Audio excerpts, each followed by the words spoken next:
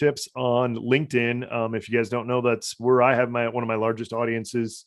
I have a couple really large groups there. I also have a fairly big following just on my personal profile, and I'm going to give you some tips and some tools on how you can expand that audience and really get a lot of traction there on LinkedIn. So without further ado, let's get started.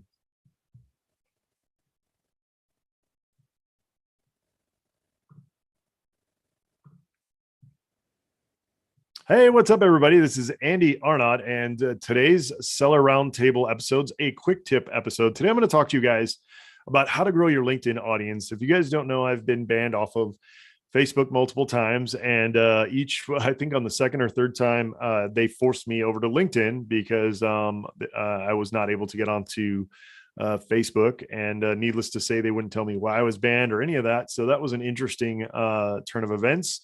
I am back to Facebook, but I don't use it nearly as much as I do with LinkedIn.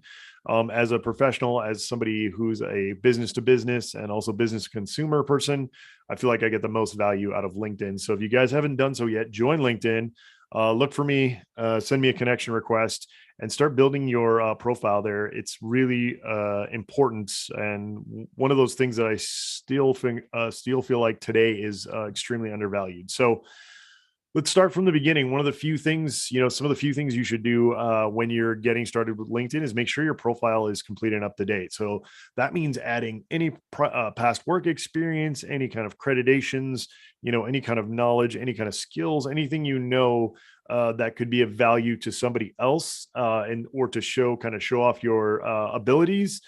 You want to make sure that you're including those on your profile, including things like your website. A lot of people will do an email address and a phone number. I suggest if you do that, make sure you get an email address that's only for LinkedIn, because you will get a lot of messages on LinkedIn.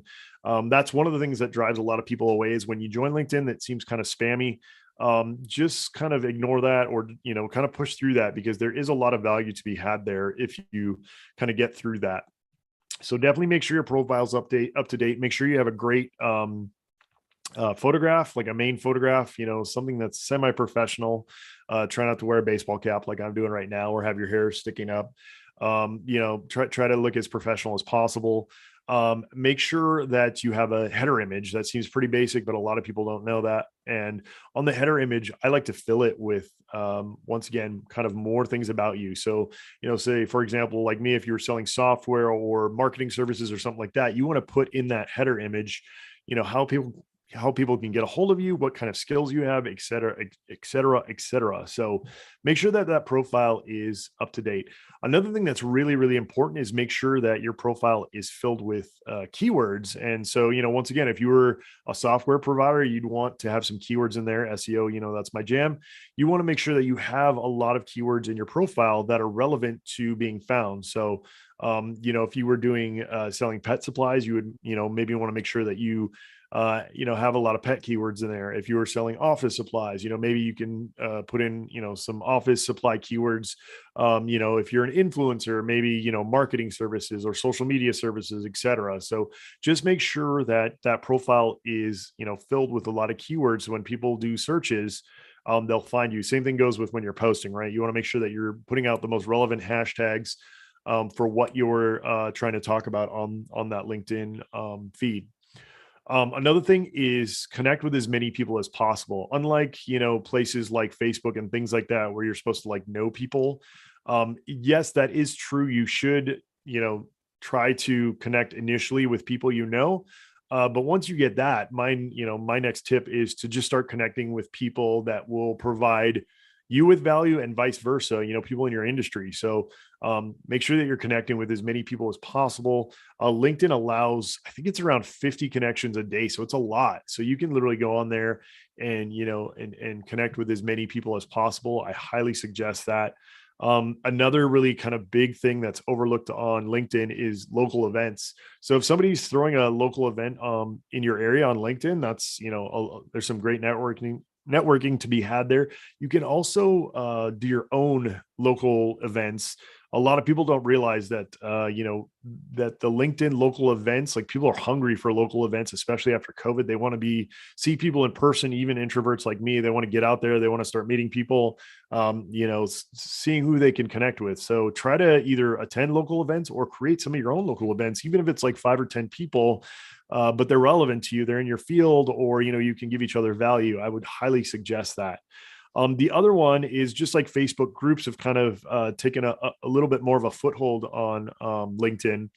And, if you join some of the groups in your trade or kind of with what you're doing, whether if you're in the Amazon world, you can join Amazon groups. I've got one. There's one other one that's fairly large on LinkedIn, or it's marketing groups or whatever industry you're in. I would absolutely suggest that you guys start joining some groups and start talking to people in those groups.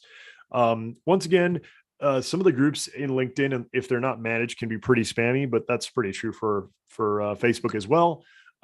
So you're going to have to kind of seek and find kind of the best groups, but absolutely get in those groups and start networking.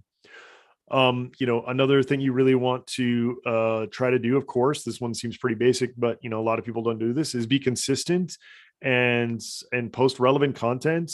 Now, what you want to think about when you're posting content on LinkedIn is that it's a professional network, right? So, people do post memes and things like that, and people are actually doing it more and more, which I don't really mind. But if you want to try to stay more on the professional side of things, try to be a little more professional in the beginning, at least, because people do seem to kind of gravitate to more of the professional kind of mantra there on LinkedIn.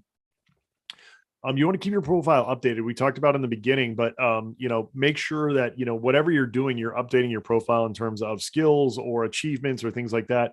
You kind of want to brag a little bit, so make sure that you're doing that.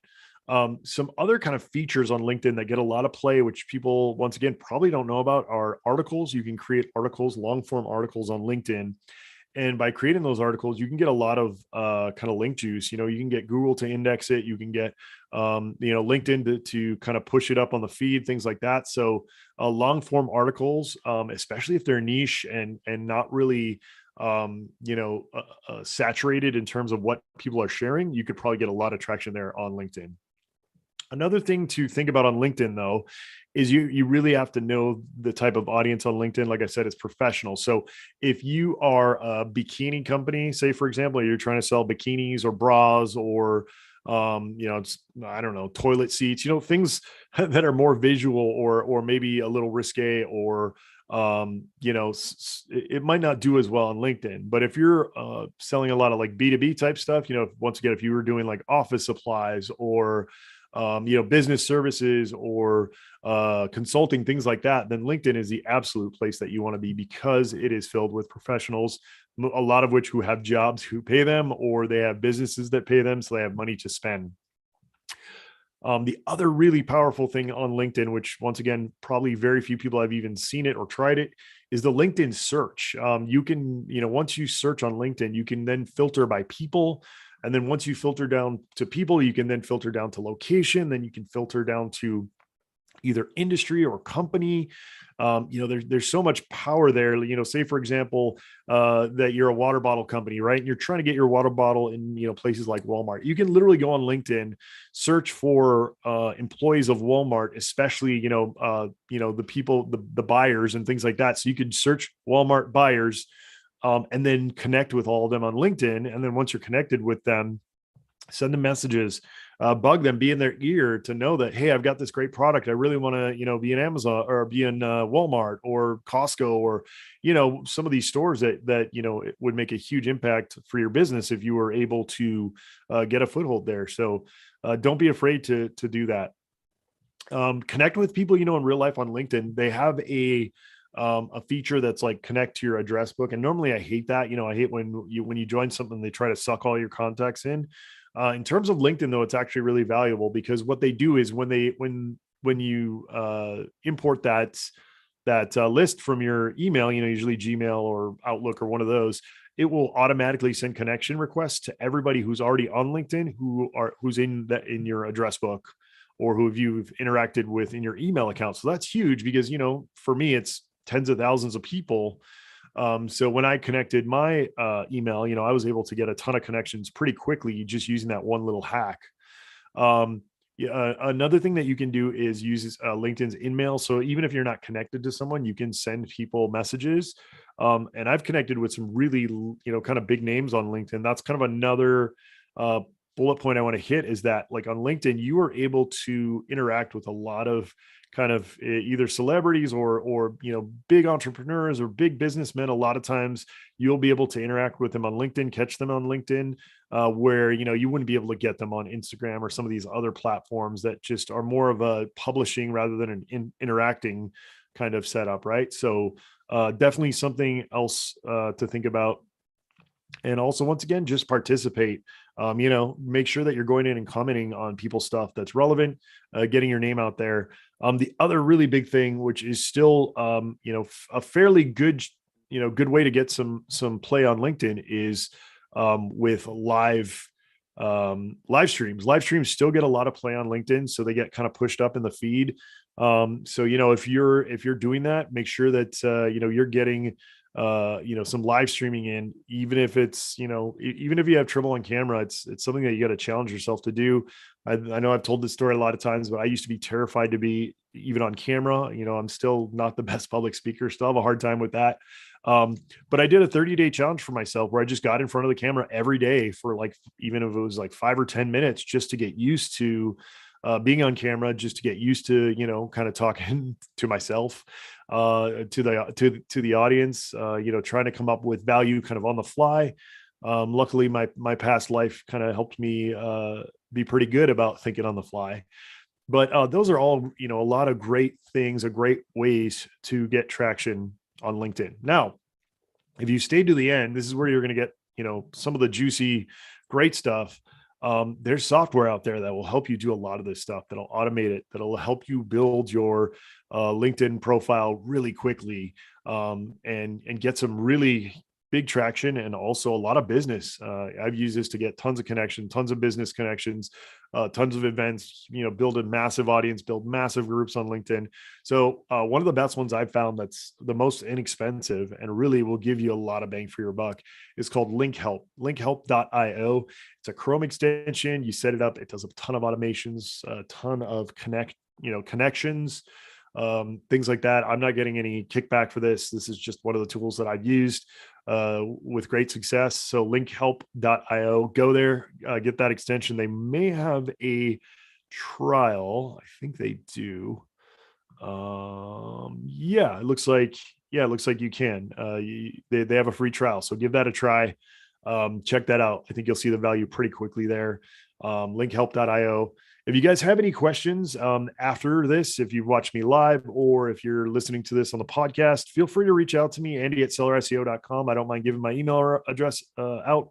Like I've said in the past, so if you email me, please be concise. Ask me a quick, 1 or 2 sentence question, and that'll help me be able to get back to you quickly. I get a ton of emails. If it takes me a while to get to you, please, please be patient. I'm not ignoring you. I just may be buried in emails. So, all right, guys. Well, that's it. Hopefully you got a ton of value out of this. Like I said, I've given you a bunch of tips where if you follow these on LinkedIn and you put some time in every day, you can grow that audience really, really quickly.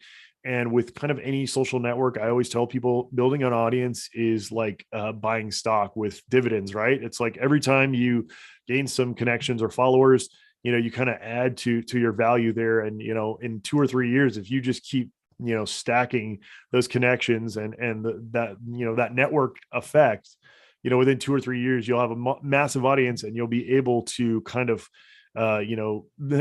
get people to notice whatever you're doing. If it's a new product, if it's a new service, if you're looking for a job, like a 9 to 5, and you have a certain skill set, all of those things will really help you kind of get noticed if you have that massive following that you've built over the years. So, all right, guys, as usual, thank you so much for joining us on the Seller Roundtable. If you haven't yet done so, please rate, review, subscribe, tell your friends, let people know.